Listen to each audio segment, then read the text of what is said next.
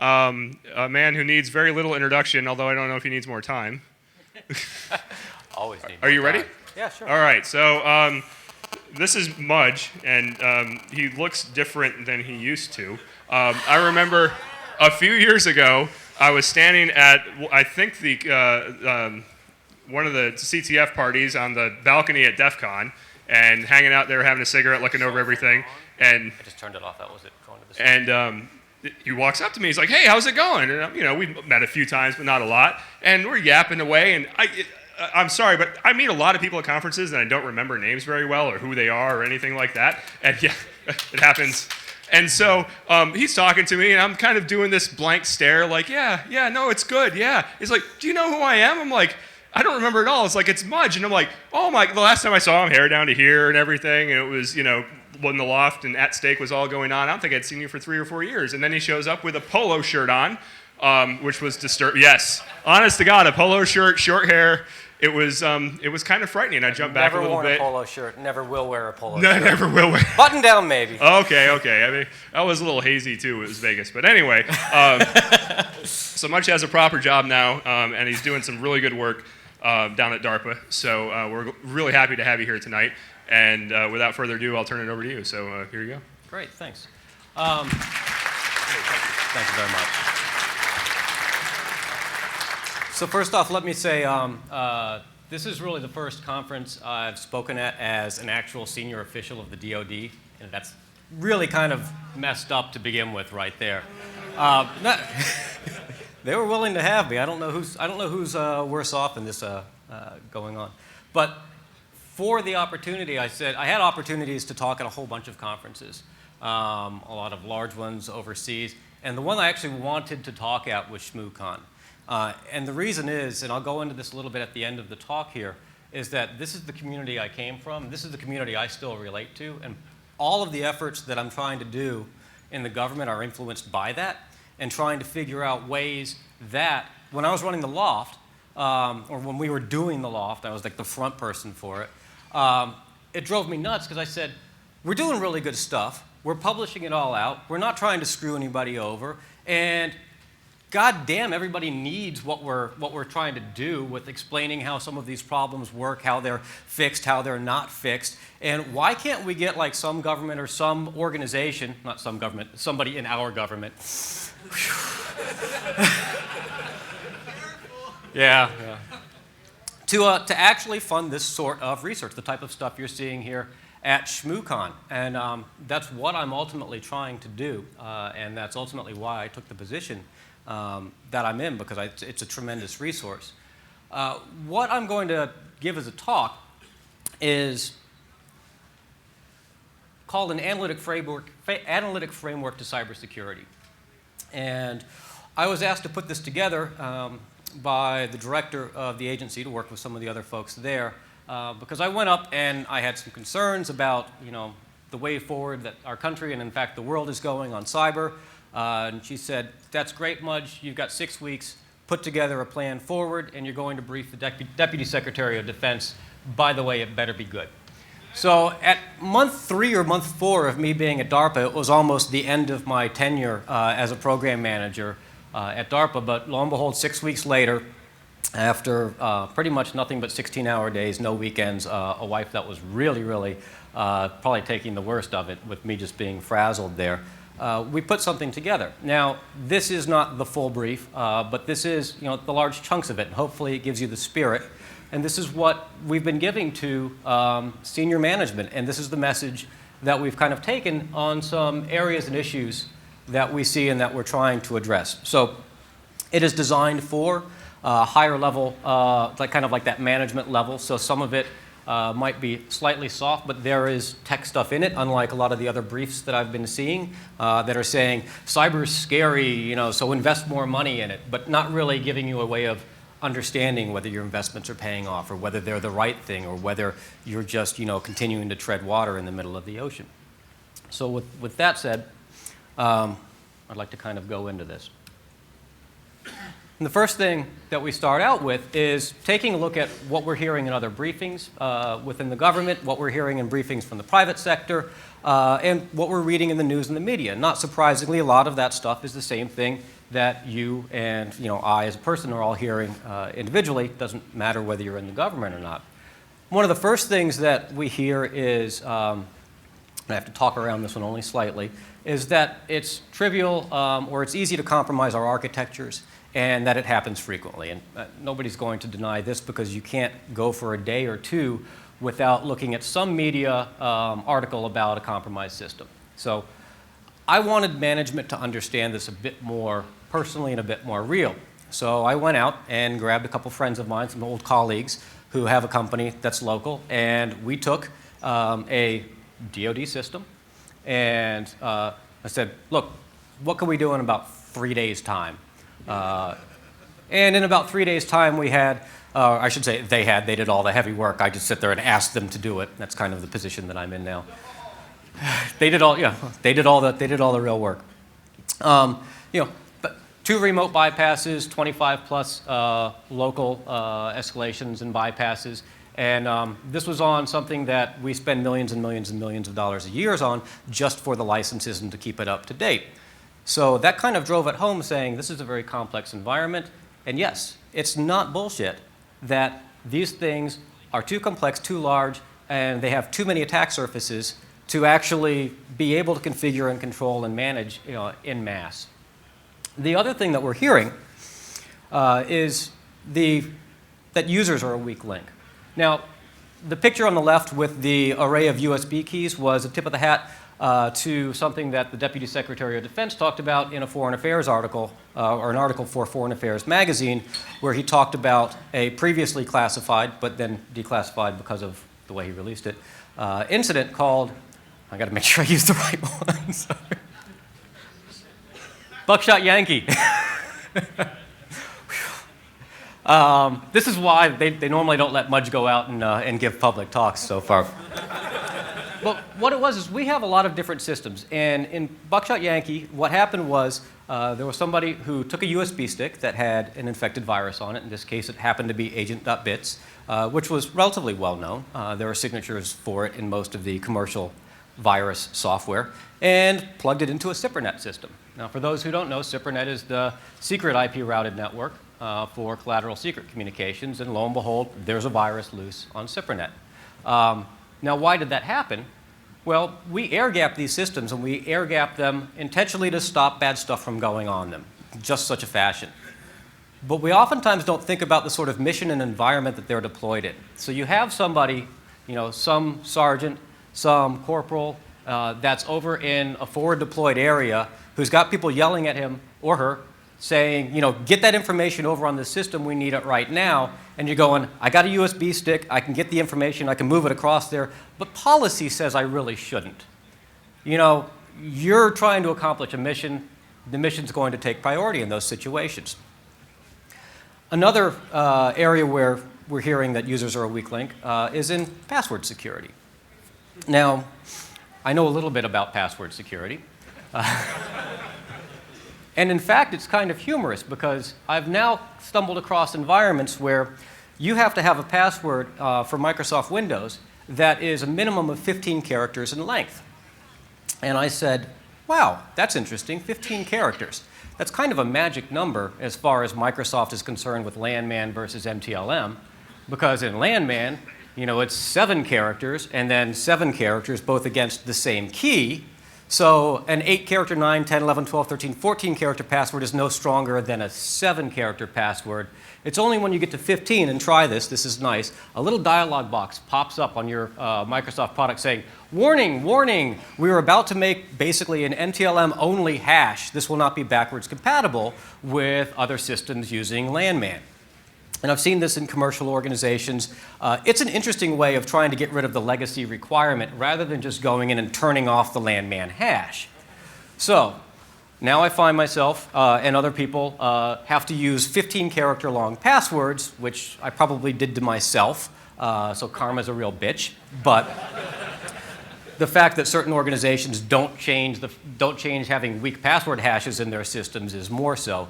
And I noticed there's going to be a really good talk with a panel talk on passwords as what you have or what you know.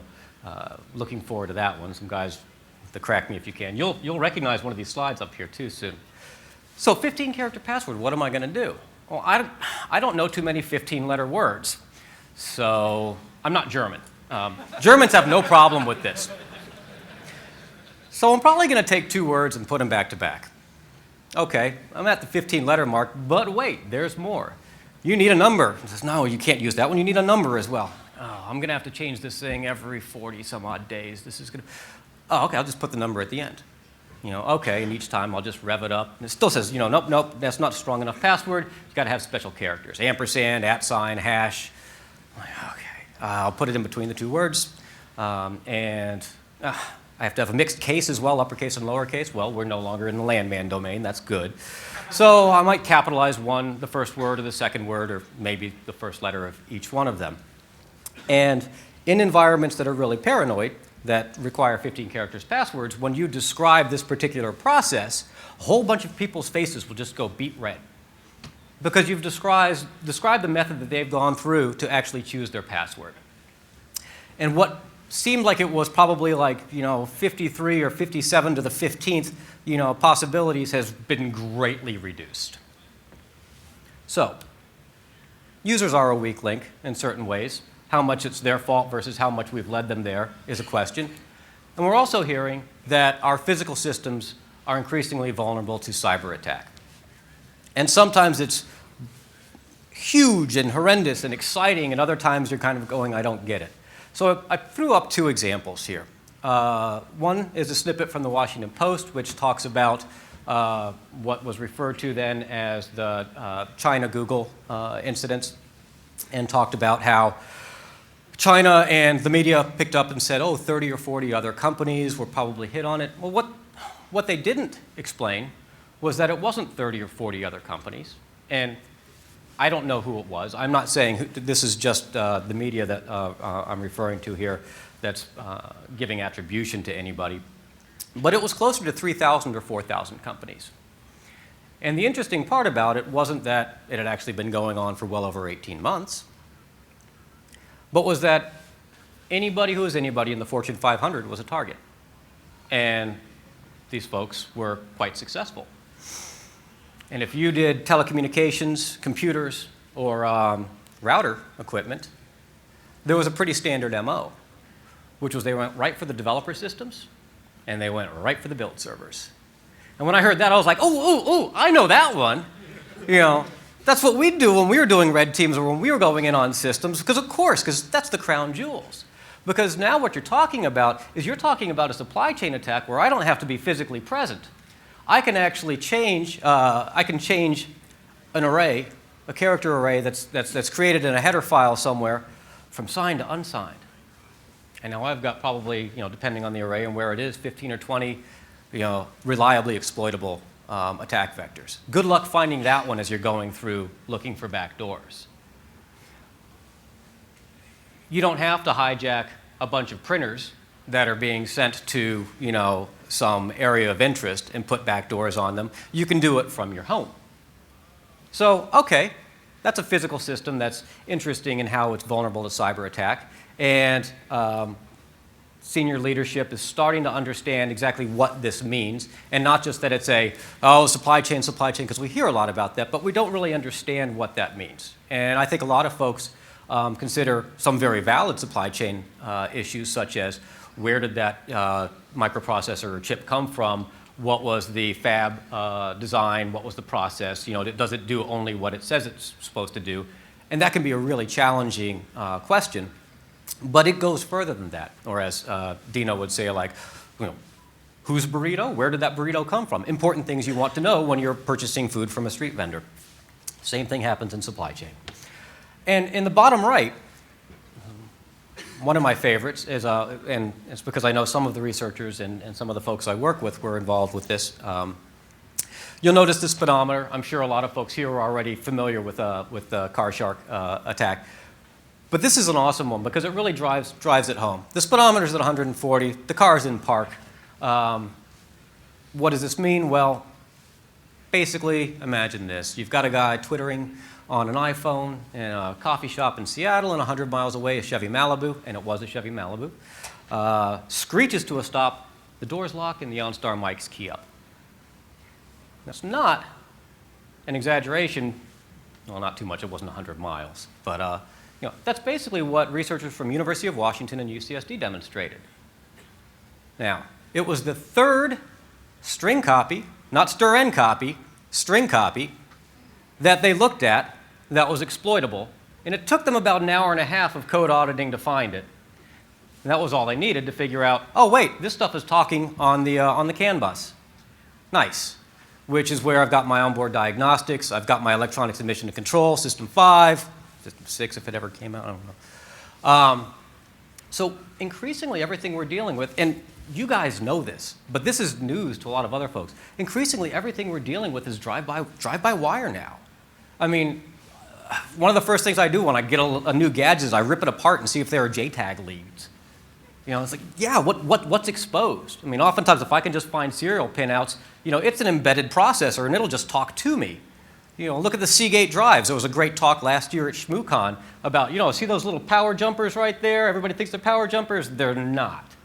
They're the serial interface, and here's the entire command set you get for physically moving and, parking the heads and reading everything else and playing with the firmware. It's like, this is fun. Everything is hackable now, which is great, except for the fact that is being deployed out, and it's being deployed out and relied upon without as much consideration. So, yes, physical systems are vulnerable to cyber incidents, but it's more at home and personalized than I think a lot of people are explaining.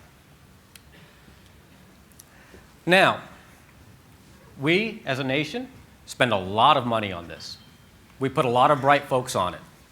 We've taken and centralized things. JTF, GNO, I'm sure folks have read, what's the Joint Task Force Global Network Operations, has now moved under Cyber Command, which is NSA, and dual-hatted under General Alexander. And there's a lot of smart people there, and they do a lot of hard work. And we all do, whether you're in the government or whether you're in the private sector. You see the budgets that we're spending on computer security. You see the software that we're trying to roll out and keep up to date and keep the patches up. We're doing a lot, but it always feels like we're losing ground. And that's really frustrating. And then we see charts like this.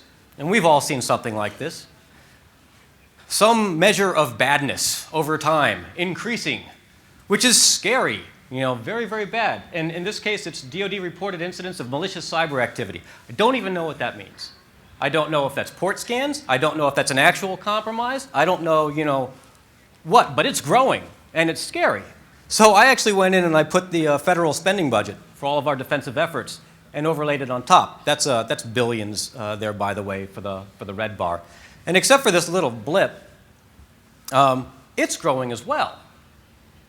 Now that's really problematic because these sorts of charts lead you to believe that success is actually measured by driving the numbers on the right-hand side down.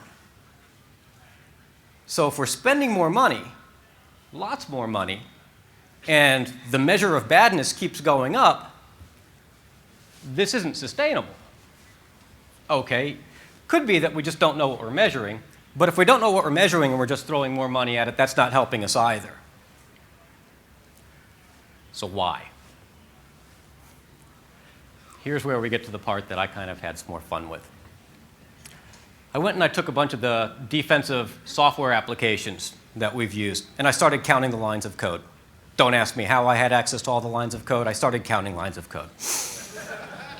Sometimes I had other people count lines of code because, whatever. They might, never mind. So on the defensive applications, I plotted them over time, and I called out a few interesting metric marks here. DexSeal, Haystack Labs, Stalker. Those were some of the first application-level firewalls. I'm seeing a few nods going like, wow, I haven't heard that name in a while. Milky Way was one of the first commercial firewall systems. It was out of Canada, and it had like a little encryption suite for peer-to-peer and a little management X-Windows sort of tool for it. So that was the first commercialization of an actual firewall and proxy setup. That was the first snort. from Marty Roche. This was not the modern one. The modern one is many more lines of code than that. And Network Flight Recorder is called out because that's one of the first security appliances. You'd go out and buy it. It was a solution. It was an IDS solution. You'd plug it in place, and it worked. No, or it's supposed to. You bought it, and you plugged it in. I don't. We wrote, the Loft actually was hired to write the first suite of detection tools for it. So it worked on the stuff we were looking for. Unified Threat Management, that's your kind of all-in-ones. The government, we call this HBSS, the host-based security system, which ends up being your firewall, your intrusion prevention system, your access control list lockdowns, your configuration, et cetera, et cetera. It's all of those things. We also call, other companies call it something else. It's maybe like CA Unicenter. It's your IBMs, your Tivolis, your kind of suites, your application suites, your McAfees, your semantics. And we can see that in about 2005, we were already up at 10 million lines of code. I took my malware collection sample, which is actually a bit more than 9,000 pieces of malware. Yeah, I still collect. So viruses, worms, botnets, exploits of all types. And I averaged the lines of code for those over time, and they stayed roughly constant at about 125. This is really interesting. Lines of code turned out to be their good unit of measure, and we argued back and forth, oh, is that pre-processed? What do is lines of code the right one? Lines of code is a good unit of measurement because it's a good proxy. Because you can substitute complexity, time, money, level of effort, all for lines of code. So if we do a simple substitution here, and we say one line of code is $1, just a stupid substitution, what this game is telling me is that if you're playing the red side and I'm playing the blue side, we're sitting down at a table and I have to put $10 million on the table to play, and you put 125 bucks. You win, you take it. I win, I keep my $10 million. Then we play again. I put another $10 million down. You put 125 on. Somebody needs to tell me when I need to stop playing this game, because it doesn't look too good. It also reinforces, yeah, one more time. Damn, baby needs, It also reinforces a notion that being on the offensive side is more fun. It's better, it's easier, you win. If I'm on offense and I go after you, your defensive effort, and I fail, I don't manage to go in, there's a good chance that I'm just no better off than I was before. I don't actually step back. And on the defensive side, there's this thought that, if I'm on the offensive side and I do get in, I'm a hero.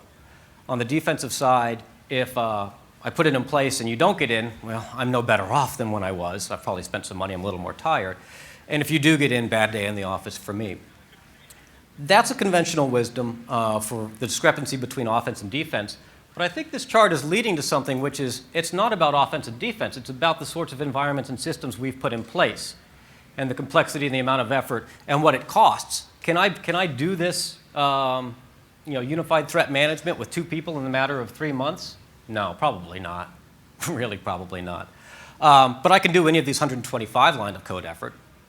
But I started thinking back, and Casper Dick from Sun Microsystems, who's a friend of mine and somebody I really look up to technically, when stack-based buffer overflows were being popularized in like 1996 timeframe, and again, I might have had something to do with that. Casper said, oh, Mudge, this is why your stuff doesn't work on Spark, because we've got a sliding window register. And by the way, watch this. With a couple lines of ADB on the kernel, I'm just going to make the stack non-executable. So my buffer overflows were more lines of code than his 2-line ADB mod. So there's an example where it was more expensive for the attacker than it was for the defender. And I think that's something that we're going to see more of in the future. Well, we have to, because if we keep going this way, this is the divergent with the threat. But, recognize this one? It's not just in the lines of code and the effort and the complexity and the time that we're divergent. If you think back to that password example, where I gave you the 15 characters and how the users came up to it, the guys at CoreLogic they ran the Crack Me If You Can challenge at DEF CON this last year. And what was really neat, and enabled me to kind of put this in the slide, and I'm always giving credit to them for doing this, is part of the rules of playing is you had to describe the process that you took. And that was invaluable, because I was able to show the unintended consequences of the people choosing the 15-character passwords in that previous example.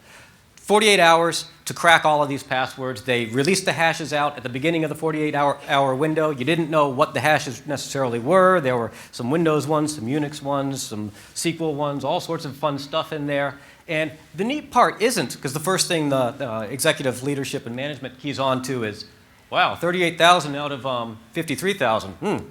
That's pretty good. Well, you know, I'm sure there are some agencies that can do a little bit better than that with the resources they have to throw at it. But the neat thing is how they went about it. So this is the winning team, Team Hashcat. And as they start, the gradual rises in the graph were described as, this is when we didn't know what it was we were really looking for. And we were kind of brute forcing. And we'd make guesses, guesses, guesses, and then we'd stop and we'd collect and we'd say, okay, what patterns are we seeing? And so you might imagine, oh, they're 15-character passwords. They're putting two words together. And they put numbers at the end. So we'll put that into our guessing algorithm and feed it back in. And that's the area where you see the great shoot-ups until they exhaust that sort of what they've been able to harvest that way. And they go back to a bit more brute force effort. And then they say, okay, got a few more. What are we seeing? Oh, special characters in between the two words, and then capitalizing the two, and you'll shoot back up again. So these environments, corporate, government, et cetera, that have imposed these 15-character password requirements or longer and have done this, have unintentionally, after years, conditioned and trained their users to actually start to engage in guessable routines. They've turned their users into enemy assets, essentially. And it was only 48 hours, with the demonstration. And any of us who have done auditing and where we go after passwords have figured this sort of approach out generally. Now, some folks have done much better at it and kind of fine-tuned it. But yeah, when we were doing loft crack or when we were grabbing the hashes there, it was all about, can you make a good guess as to what types of passwords are in there in the first place? Because it might not be the key space you really thought it was. So this one, we'll see if I have a job on Monday after showing this one, even though it is redacted. This is something called a vulnerability watch list. And this was the sort of thing that JTF-GNO runs. They have a huge, huge job ahead of them, or not ahead of them, but they have to do every single day. And it's amazing what they're able to do with it. So in addition to making sure patches get out and monitoring whose system's patched and whose isn't for millions of computers, they get word of what vulnerabilities are in place, either from vendors or from other sources, and whether or not they have it out in that environment. And they have to understand, is there a fix available? We can't necessarily go in and turn it off, so we have to track these things. And it was a current watch list from a while back. I've given constant X's there, so you couldn't infer which commercial products they were, and just left the generic description of the problem there. You'll have to trust me on this, but 6 out of the 17 that were being tracked right there were security problems in the actual security software itself that was deployed out to fix the system. So like this bottom one here, remote privilege escalation vulnerability. You wouldn't have had that if you didn't have that big antivirus suite in place. Drats. Yeah, and this is disheartening as well. This is, again, could be a different one. This is disheartening because you're spending all this effort layering on all of this extra security, all of these solutions. We're spending a lot of money for the licenses for it, and it turns out that that's introducing more vulnerabilities. How can you win? And then you step back and go, well, wait a second, this isn't as surprising as I might have thought it was. Because remember that, that graph with the 10 million lines of code versus everything else? Well, I didn't just plot the defensive security applications. I started by looking at the size of operating systems over time. You see that same blue curve going right up. Then I looked at applications, just generic applications, and you see that same blue curve going right up. Many of the applications themselves are over 1 million lines of code. I mean, how big do you think Microsoft Word is? Yeah, too big is, correct. So with millions of lines of code, that's a big surface area that we're exposing. So just how big of a surface area actually is it? What I did is I went through the DoD environment. It's 8. Oh, you're evil. HBSS fixes everything. I'm not saying HPSS is bad. I'm saying that it's complicated, and complexity is oftentimes at odds with security. So what I did here in the dark red, or kind of murky brown as it's showing up here on the bottom, I went and I collected applications off of the environments I have access to. Some are public, some aren't. Not surprisingly, they're the same sorts of applications that are out in the commercial world. So I collected them off of Windows boxes, Windows XP, Mac boxes, OS X, Solaris boxes, and I arranged them. I ordered them from the smallest applications up to the largest, from the left to the right. And I just numbered these 189, which were a good sampling of it, from 0 to 189, rather than try and put all the file names there. I ordered them by the number of functions that are in the actual applications, compiled it.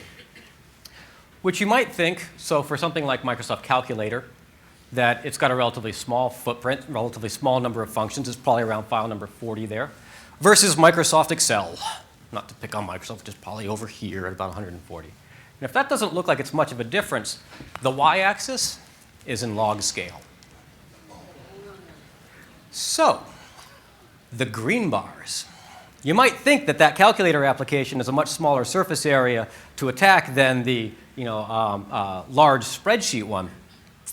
But when you run an application in a modern operating system, that ain't how it works anymore. You've got this really complex dynamic runtime environment that pulls in all of these helper libraries, these DLLs, these dialids, whatever system that you're actually on, and brings them in and maps them into the process space, which for things like return-oriented programming and other sorts of environments are just masterful. And that's what the green line is right next to it. Each application, its runtime number of functions that are mapped in and made available to its actual address space. That's a measure of surface area. Depends on the type of attack that you're looking at, but it is a measure of surface area that's viable for some of those types of attacks. And what you'll see is if we take the median file number here at 100, that's about 100 functions, yet during runtime it's showing about 10,000 functions. As an attacker, I'm happy. This is really nice. These are a lot of opcodes and operands that I get to choose from. And in general, whether you're running a small application or a large application in the modern operating systems, which everybody's using, there's no small risk and large risk. Everything is a large surface area. So we're divergent from the threat there. IBM uses the metric that for every 1,000 lines of code, 1 to 5 bugs are introduced. For that million line of code application, that's 1,000 bugs. For the 10 million line of code defensive solution in place, 10,000 bugs. Bugs are just exploits waiting to happen as far as I'm concerned. And finally, some of the reasons that we're not winning on the security problem, or why it feels like we're losing, is that we do it to ourselves. This is a memo from OMB that says, to improve information security and reduce overall IT operating costs, agencies who have Windows XP will blah, blah, blah. They will run the same configuration, the same patches, the same access control lists, because we want a monoculture because monocultures are easy to manage. Except when you read things like the SecDefs or DepSecDefs talk about things like Buckshot Yankee that show that they're not easy to manage. And it's really expensive and really costly to try and go clean up and manage these things. So we've got a monoculture without the manageability. And any of those bugs that you find in that 10 million lines of code, or any of those bugs that you find in all of that very large surface area that's being exposed, that one bug is reproducible across those millions of systems that are all sharing those commonalities. So, up to this point, we've now been able to kind of articulate why we're a bit into this quandary. And the US approach, not just the US, but in general, the approach to security is dominated by a strategy that layers security on top of a uniform architecture. Now, we do this for all the right reasons. We're trying to buy tactical breathing space. When something's, biting your leg, you just want it to stop biting your leg. I use the analogy, your plane goes down over the Pacific and you find yourself in the middle of the ocean, you better start treading water. And I'm not here to tell anybody, because this talk goes out to the different, the branches and the different parts of government, and I'm not trying to say that buying tactical breathing space is the wrong thing to do. You better start treading water. But you better also have a strategy going forward. Because 3 days later, if all you were thinking about was treading water, You're still in the middle of the ocean, and now you're tired and hungry too. This is not a sustainable approach. So we can tread water better, we can do it more efficiently, but ultimately, we have to start to understand the game more. And that'll enable us to do some of the things such as reduce the surface area, make the users actually able to do mission, have mission performance, mission functions without getting in their way. So here's a couple of novel, or I have one or two. Oh, they removed one of my other slides. I had to rush this thing through something called the DISTAR process to get it approved for public release, which I'm sure they're regretting right now as they're watching me on streaming video. Anywho, no, that's a joke. So, in business incentives, we hear a lot of people saying in cyber, there are a bunch of irrational actors. And, irrational actors are tough to deal with because, well, they're irrational. And that might have been the case at the very beginning, but there's money involved, and there's actual access involved, and there's value involved now. And when that stuff starts coming in, there's a lot less irrationality and a lot more rational behavior. Now, if something appears irrational to you, you probably don't understand the game. And I guess it was the movie Rounders had the great line of, when you sit down at a card game, table, if you can't spot the sucker within the first 15 minutes, you are the sucker. And I see some interesting scenarios and patterns here that are just showing that we aren't understanding always the game that's being played and the incentive structures that are going on. So take one of my favorite botnets to look at, Storm, New War, PCOM, whatever you wanted to talk about, whatever that was called. It was one of the first peer-to-peer botnets that was out there. Distributed hash tables, sort of lookups, a la Kademlia, and those sorts of protocols, which showed that the folks who wrote it were, wanted something a bit more resilient. Traditional command and control botnets were known to be easily disrupted if somebody could take out the C2 channel. So they put some effort in up front. Then they needed to figure out how some of the agents, some of the bots, and the communications channels would work. So there was an XOR involved. So take about 5 minutes, key up a string, propagate it out, and I had some obfuscated, they had some obfuscated, and that's how I ended up working for the government. I always wanted to make that joke.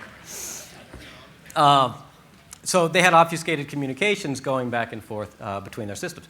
Wasn't strong crypto by any means. They used a smaller amount of keying material over repeated larger amounts of plain text, or I should say they repeated the keying material over it. So it would take a few hours to look at a bunch of captures of network traffic and start to figure out, okay, here's what the XOR string is. And that's what the antivirus industries would do. So they'd get samples, and it would take them about 10 days to do the following. They would reverse engineer the sample to figure out the XOR string. They would come up with a signature that would fit in their products. They would test it in their labs, and then they would push it out through their distribution and patch update systems. At which point, guess what the bot herders would do? They'd spend another 5 minutes and rekey the whole system. They had about 10 days running time. Works very well. And you'd think, this is pretty good. Small amount of recurring effort, continued runtime. They switched over to AES for a little while. Nice implementation of it.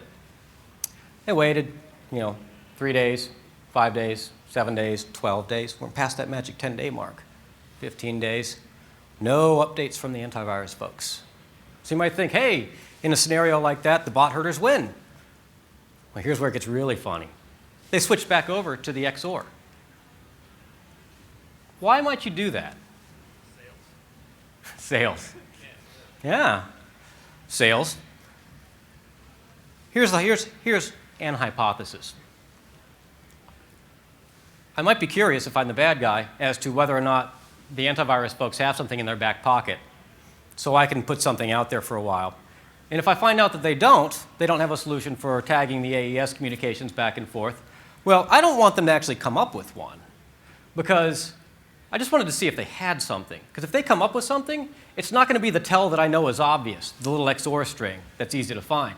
And when they come up with a signature for it, it might be a signature about something that's baked more heavily into my entire system. It might be a timing between my nodes. It might be something else that I can't trivially change. So if I want to play this game and I'm the bad guy, and they come out with a signature like that, that's a lot of extra work and effort that I have to put in. That's cost to me. So we'll see here, that's not just taking down a branch. That would be potentially a one-shot, one-kill on an entire tree. But I'm happy when we can just work on the tree and I just lose a branch periodically. And if you thought that was funny, here's where it just gets downright weird. This works great for the virus vendors as well, the antivirus vendors, I should say. How do they make their money? Yeah. They're a subscription service. So they show their value to you by the number of signatures they could come out with. Oh, you pay a subscription service, thank you very much, Dr. Mudge, because your check cleared and it's an evolving threat scenario out there, and this is why you want to keep paying for the subscription service. We gave you 36 of them in the past couple of months. And I go, wait a second, 35 of those were for the same darn problem. So it's not that they're actually in cahoots, but it's that financially they've been incentivized to come up with these recurring patches. They can come up and do the research for the other one, but they also realize had it stayed down there, it would probably be a one-shot, one-kill. They would come up with that signature down that road. But this is a quadrant which is valuable for both the bot herder and the antivirus vendors. And so if you don't actually step back and understand the game that's being played and understand this relationship and how folks are incentivized, you miss it. So the bot herders win, the antivirus folks win. Who loses? That's right.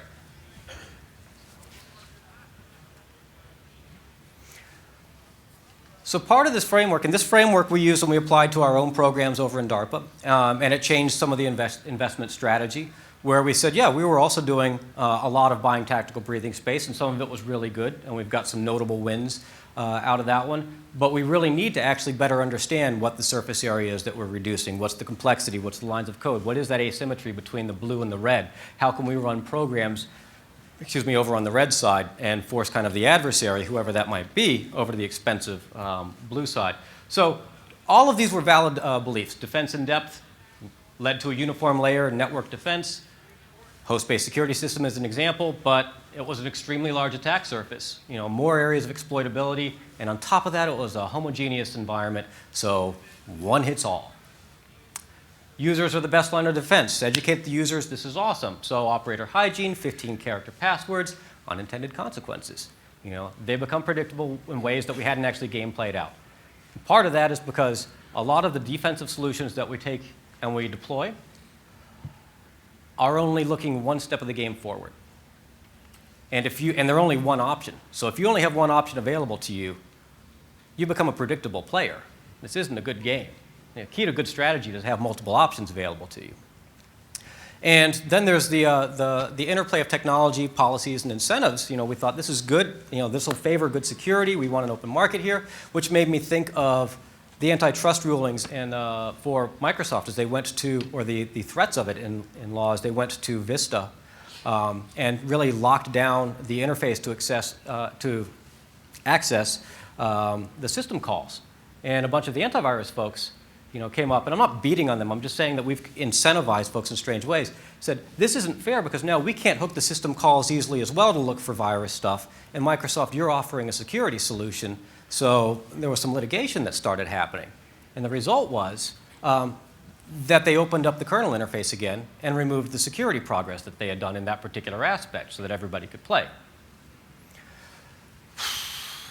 That kind of stinks. Now, the fun part that I didn't have to get cleared. That's the sort of analytic framework that we're trying to look at security in a different way. Now, I mentioned earlier this is the community I came from. This is the community I relate to. But this community really isn't that new. If you think back to the Homebrew Computer Club, there are a few folks here that are old enough to remember that. I was just barely old enough to remember it. That's where our first operating systems and home computers came from. This is where Bill Gates was all upset when he had come up with a disk operating system and some folks pirated it. Well, they shared it because that's what was happening there. And there's always been some contingent of cybersecurity researchers operating on low budgets in kind of unique operations, unique settings.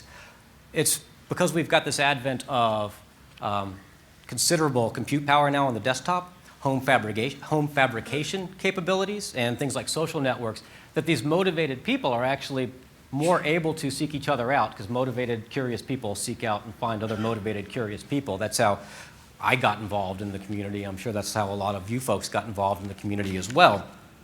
And it's also that real-world security skills are still largely taught in an apprentice-type basis.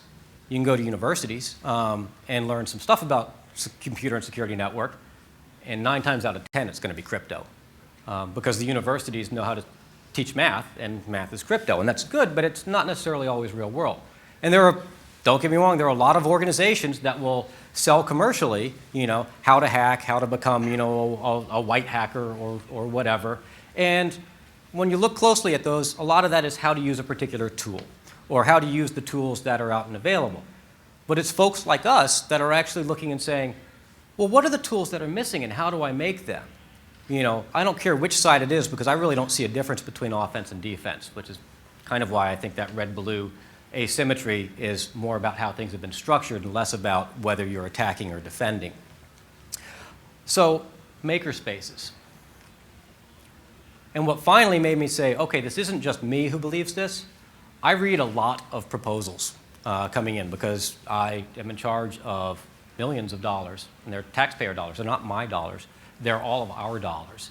And so I really want to do the best thing about it. And I read all of these proposals all the way through. We have a scientific review board process. And what I'm surprised by is in the citations and the footnotes as to where the secret sauce is coming from, they're coming from presentations at places like this.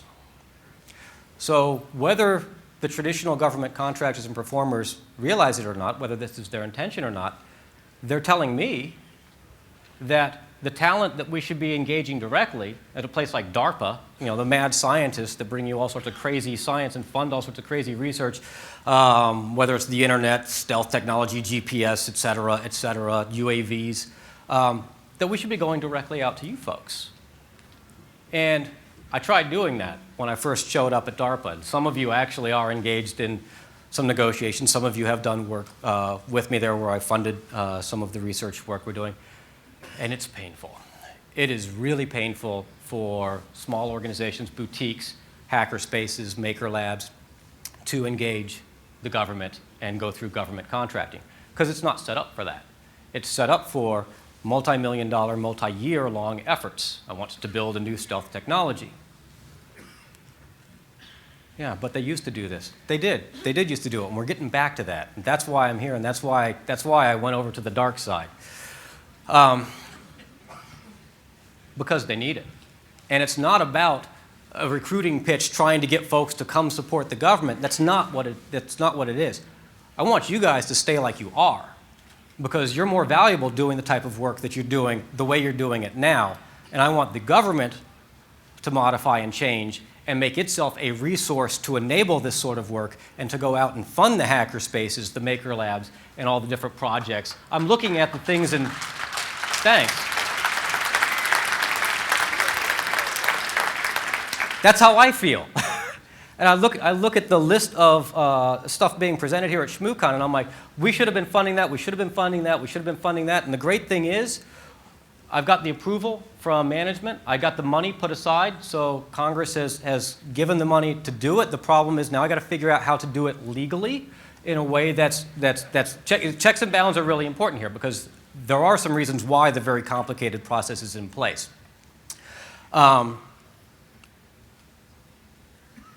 But the government isn't trying to compete in the commercial world.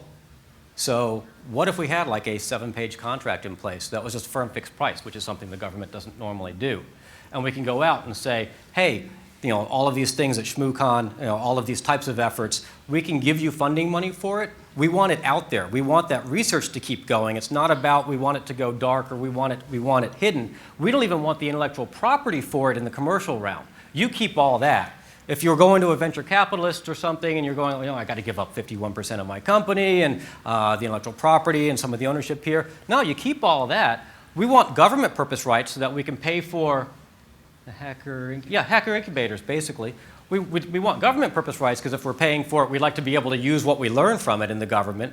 But That's it. That's just so that we don't spend taxpayer dollars twice to pay for something that we already paid for to have it go in. But go out and make your billions of dollars in the commercial world for it. And that's what, that's what we're actually doing. So I was looking online last night, and I'll just wrap it up with this one. That last year at 2010 ShmooCon, there was a ShmooBall launcher that was put together by a team of 2 folks. And get the names there.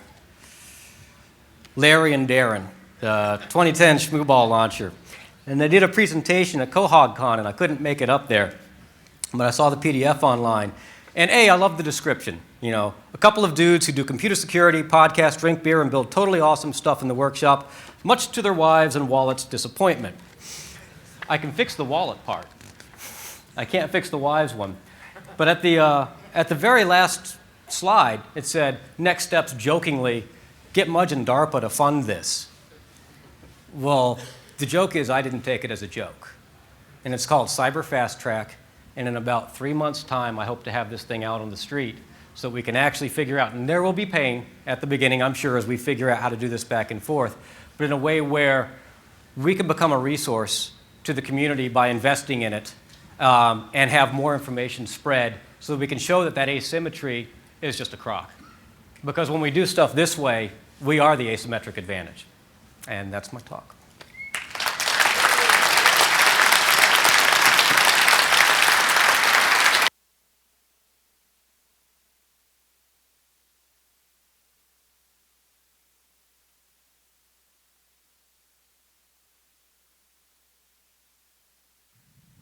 So, don't leave. There's important announcements. First of all, we started a tradition last year, 2 years ago. You can go and give a keynote or a talk, and they give you this little plaque, and they hold it up and say, here you go. And you take them, and you go, I'm not going to put that shit on my wall. And it goes in a drawer.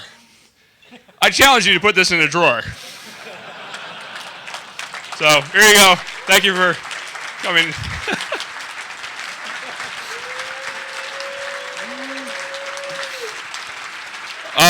A couple. This is going on my wall in my office. You can come and you will see it up there. Awesome. There'll be a moose watching over Mudge every day. You might want to, scan it first. So, you think it's a joke? So a couple things real quick. One, again, parking passes. If you need if you're here just for the day. Coupons. It's not a pass. You don't get it free. You get it cheaper. It's in the other room. Get the little blue thing. And on a more serious note, was there any other less serious things? No. So here's the deal. And I don't know how to say this any plainer than I'm about to say it, but don't fuck with the hotel. Please. Because there's a lot of people here that enjoy coming here. There's a lot of people here that actually enjoy putting in hundreds of hours to make this happen. And there's a time and place for shenanigans. And I'll just go out on a limb and say this isn't one of those times and places. So if you see people fucking with the hotel, encourage them not to.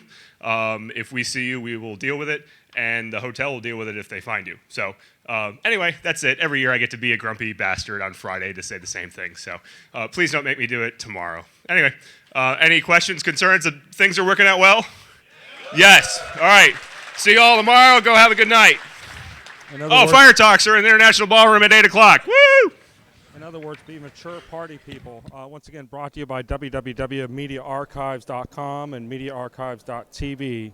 See you all soon.